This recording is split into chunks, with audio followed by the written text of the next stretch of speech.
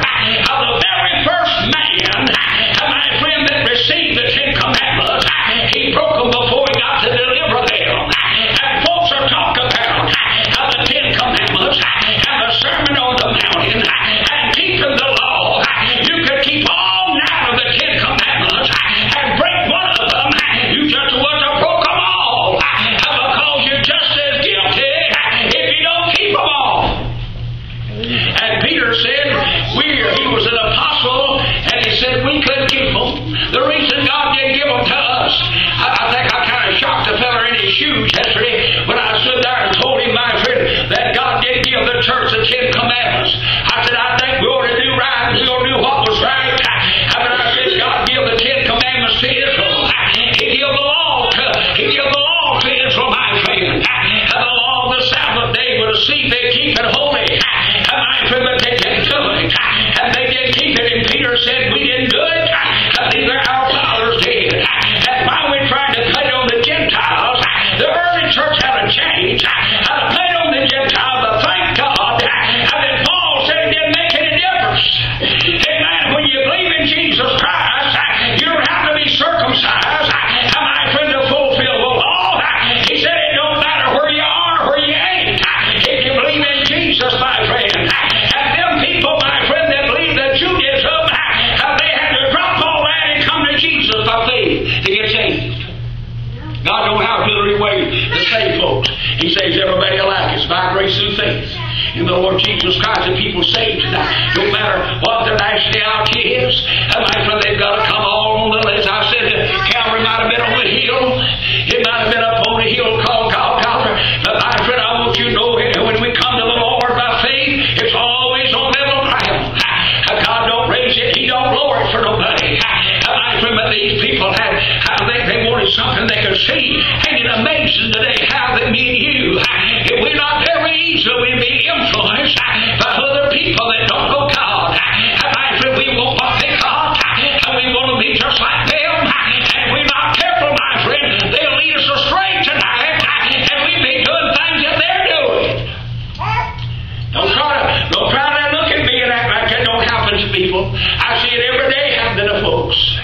Amen. I mean, people, my friend, they're greedy today. I mean, folks that saved by the grace of God, they're greedy today. And my friend, they want what the neighbors got. And they like to have what they got. And my friend, the night so these people had been influenced by these Egyptian people. And they wanted them a God and that they could see. And they wanted one, my friend, they could lay their hands on. And my friend, that I listen. And that same bunch of people, God said, Moses, he said, listen, he said these people is stiff-necked people. I mean, boy, they was hard-hearted and stiff-necked people. But God said, Moses, he said, if you just let me, I'll wipe them out. And I'll make a nation out of you. But Moses went before God and took God out of it, my friend. And God, my friend, to go back on what he said he was going to do. I mean, he about got tired of them folks. He said, they're stiff-necked. He said, I see what you are.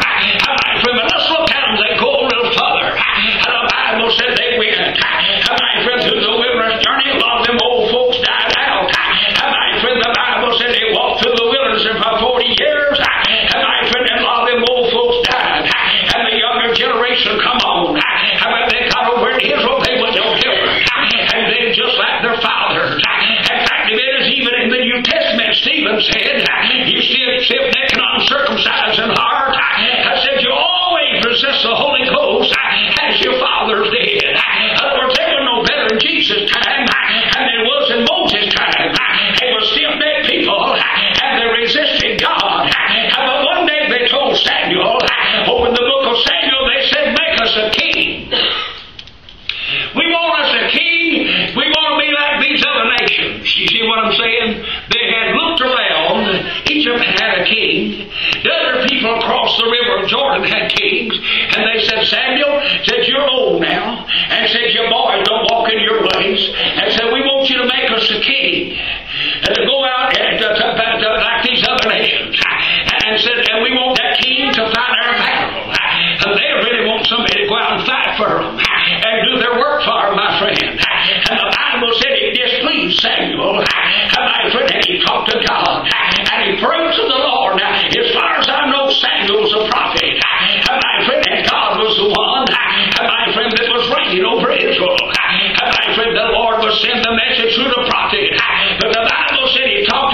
said Samuel, he said, they've not rejected you, but said they've rejected me from reigning over them.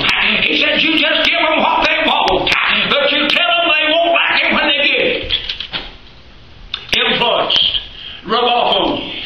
Boy, even in the day of grace, in my lifetime, I've seen it happen to so many people. They're supposed to love God, but they got influenced by the world, the people, unbelievers. And they'll influence you. And somebody said, oh, I've got them cut off, and I've got it all in the bag, and they're not going to change my mind. If you don't watch, they'll get your attention before you know it.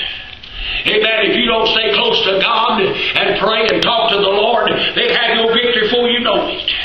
Amen. Tonight, I'm talking about unbelievers tonight. If we're a believer tonight, my friend, the devil's always working. He knows, my friend, that he can't get us unsaved, but he can keep us from having victory in Jesus. He knows tonight he can't get my soul, but he can hinder me. Amen. Boy, I better tell you, the devil, listen, boy, don't you ever think when you get older the devil won't bother you.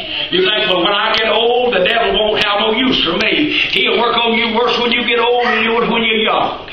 Because when you're young, you're strong, and you're stout, and you resist. The Bible said, my friend, these young men were stout in the early Testament time. In the book of Acts, the Bible said they were strong, and they were able, my friend, to resist. But when you get older, the old devil jumps on you both feet. Amen. And if you're not very careful, he'll influence you. You got to be on guard.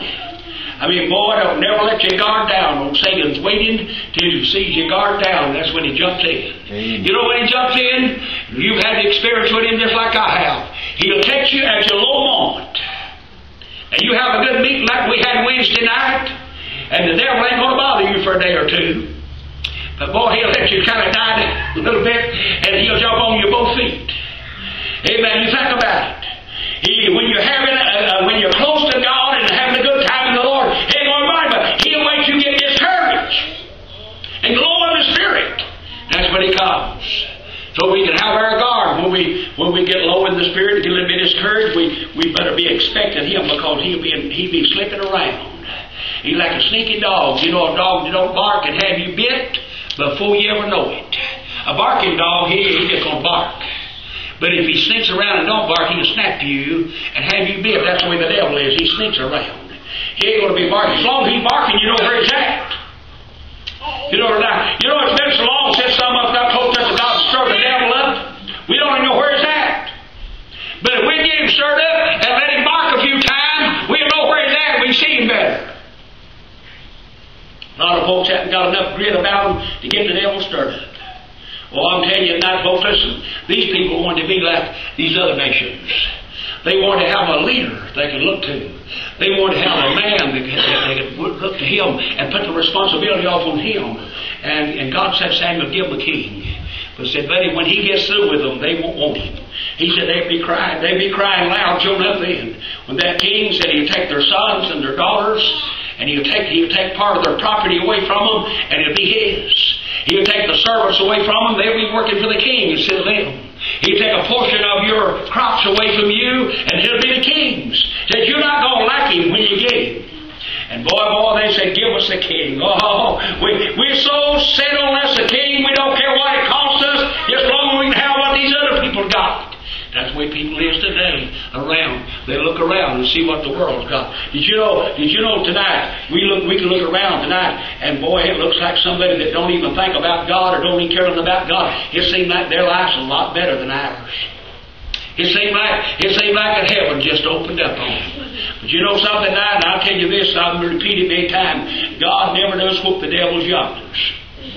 He always whips them that his tonight. Amen. A person that don't know God, my friend, God ain't whooping them. You think about that tonight. And I want to tell you, a person, and it seems like the world, my friend, has prospered more than the Christian people and folks that really love God. The world seems like, my friend, it's just heaven on earth falling on them. You think about that. But some they try to live for God.